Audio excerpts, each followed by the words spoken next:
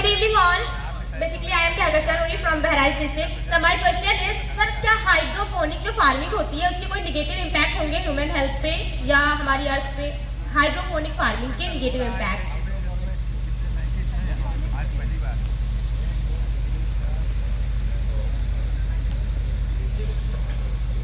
इन्होंने पूछा कि हाइड्रोपोनिक्स के निगेटिव इफेक्ट क्या होंगे। तो जब हमारे पास हाइड्रोपोनिक्स में क्या करते हैं कि मिट्टी विहीन खेती ना, मृदा विहीन खेती, मिट्टी का नहीं उपयोग करते हैं। जहाँ तक सवाल है कि इसके डिमेरिट्स क्या हैं। एक तो रिसोर्स हमारे पास होना चाहिए।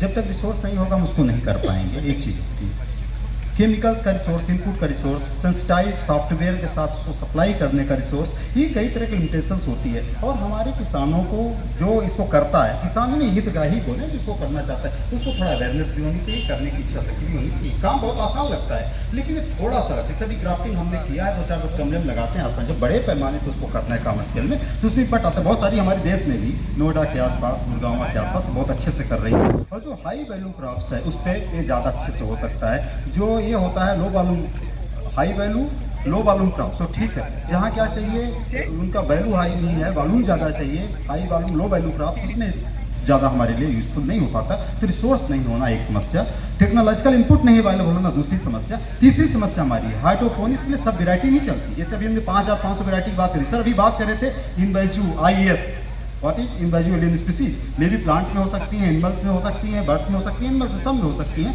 हमारे लिए उस तरह का वैरायटी भी पहले हमें बनानी है, उसके बाद किसानों को देना। बाई चांस कोई वैरायटी चल गई, कल को हमारे लिए फिर बीट हो जाती है तो उसमें लागत कितनी लगती है, प्रोडक्शन कितना होता है, हमारा टेस्ट क्या है। जिससे सर चेरी टोमेटो हम देते हैं ना, हमारे यहाँ नहीं पसंद करते, जबकि चेरी टोमेटो सलाद के लिए बहुत बढ़िया चलता है। वो ब्रोकली की खेती करके बोलते हैं बीमारी है सर, उसको नहीं खाता। कई ऐसा मिथ भी है। तो ये टेक्नोलॉजी पर बिल्कुल, जहाँ रिसोर्स पुअर है, लैंड कम है, आने वाले समय में हमारे पास रिसोर्स कम होंगे, वाटर की प्रॉब्लम, जल नहीं होगा, मिट्टी नहीं होगी, ये सब करना होगा। लेकिन थोड़ा सा स्टैंडर्डाइज करके उस तरीके से देना होगा।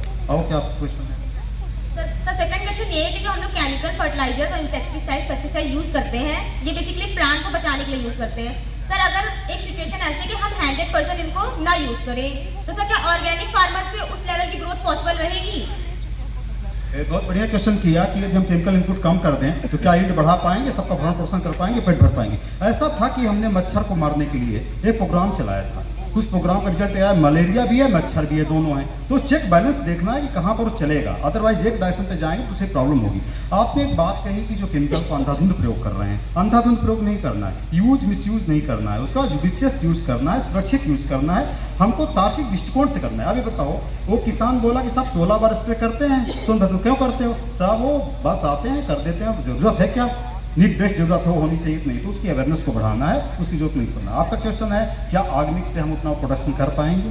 तो पहले तो आर्गेनिक से इतना पॉपुलेशन की भी बात हो रही है कि 140 करोड़ आज आबादी वाला देश है, सबको भरण पोषण होना चाहिए, पर्याप्त खाद्यान्न के उत्पादन हमारा देश किया, निर्यात कर रहे, तो हम एक बैलेंसिंग वे में लाएं। 60%, 40%, 20% आर्गेनिक करते हैं, 80% हम हेवी ट्रेडिशनल करते हैं। ऐसे करते करते हम रिप्लेस करके बैलेंसिंग जोड़ेंगे। हमारे पास ऑप्शन दिया आपने जो कहा, हमारे पास नीम है इंसेक्टिसाइड के लिए, हमारे पास वर्मी कंपोस्ट है फर्टिलाइजर के लिए। यहाँ माइक्रोबायोलॉजी के सर लोग भी, आप लोग भी 5%, 10% दिशा में बढ़ जाएं तो भी बहुत बड़ी कामयाबी है। मालूम है आपको, यदि हम 5% पेस्टिसाइड रिप्लेस कर दें तो हमारी बहुत बड़ी कामयाबी होगी इंटीग्रेटेड पेस्ट मैनेजमेंट के लिए।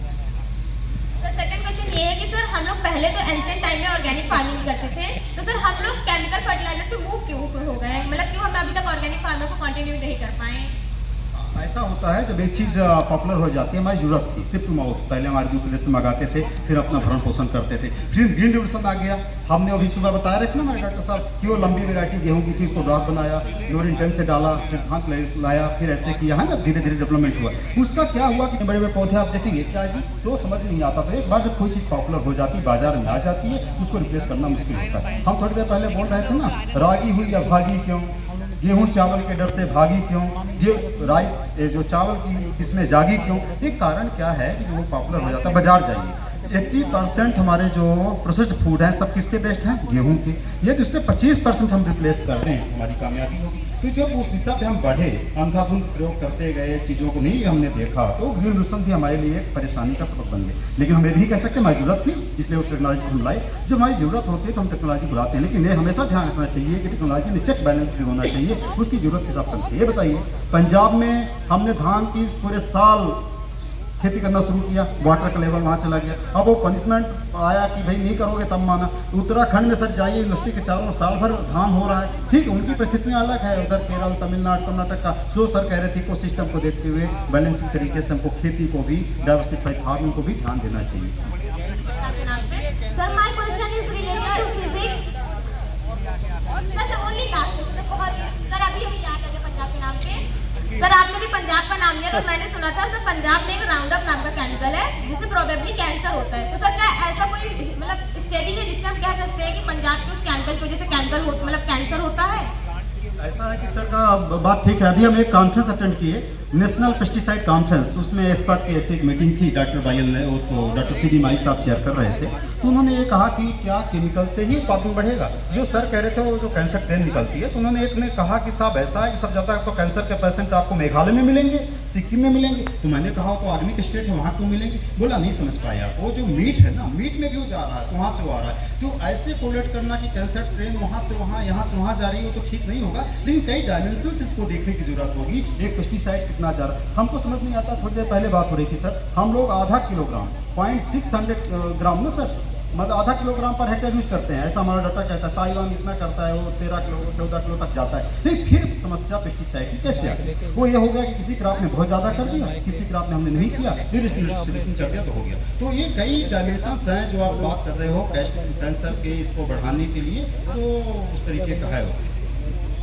So myself Aradhya Saurasya.